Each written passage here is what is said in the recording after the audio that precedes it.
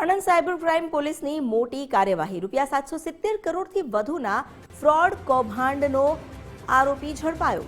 આંતરરાષ્ટ્રીય cyber fraud કૌભાંડની ગેંગનો સાગરીત સકંજામાં આવી ગયો। 149 બેંક એકાઉન્ટ દ્વારા દેશભરમાં સાયબર ઠગાઈ કરી છે। 795 એનસીસીઆરપી ફરિયાદ અને 30 એફઆઈઆર નોંધાયેલ હતી। પાકિસ્તાન, યુએઈ અને યુગાન્ડા સુધી નાણાં ટ્રાન્સફરનો ખુલાસો થયો। આરોપી દક્ષેશ નથુભાઈ પટેલની અટકાયત કરાઈ। મહેસાણા જિલ્લાના રહેવાસી દક્ષેશને પોલીસે દબોચી લીધો। વધુ જાણકારી આપી રહ્યા છે સંવાદદાતા યશદીપ ગઢવી। યશદીપ, આજે સાગરીત ઝડપાયો છે, જેની સામે ઘણા બધા ગુના નોંધાયેલા છે, ફ્રોડ કર્યાની પણ ફરિયાદો થઈ છે, શું વધુ વિગત?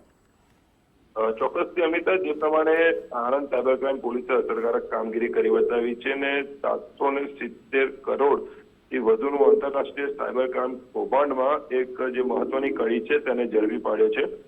જે મહેસાણાનો દક્ષેશ પટેલ છે તે અત્યારે આણંદ સાયબર ક્રાઇમના હાથે લાગી ગયો છે। તેની ઉપર 30 થી વધુ એફઆઈઆર થઈ ચૂકી છે, જ્યારે 795 જેટલા એનસીસીપીઆરના જે ફરિયાદો છે તે પણ નોંધાઈ ચૂકી છે।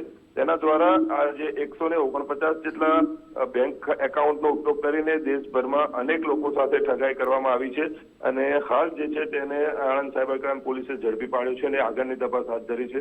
મહત્વનું છે કે આ જે 770 કરોડ ઉપરાંતની જે આ જે ઠગાઈની જે સમગ્ર ફરિયાદ છે તેમાં સાયબર ક્રાઇમ પોલીસે અગાઉ પણ 2 જેટલા શખ્સોની અટકાયત કરી હતી।